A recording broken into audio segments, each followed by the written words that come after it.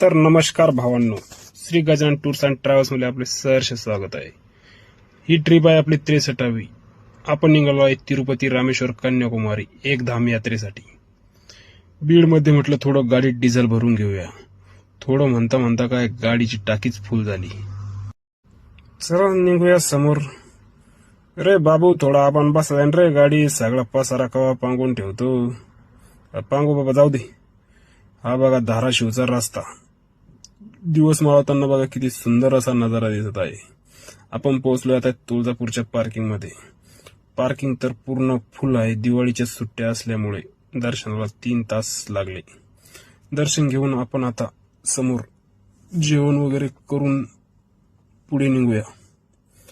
रात्रभर गाडी चालवायची होती। समोरचा प्रवास आहे आपला हम्पी कर्नाटका।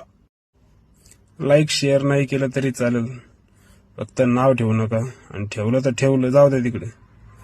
समोरचा ब्लॉग बघा मग।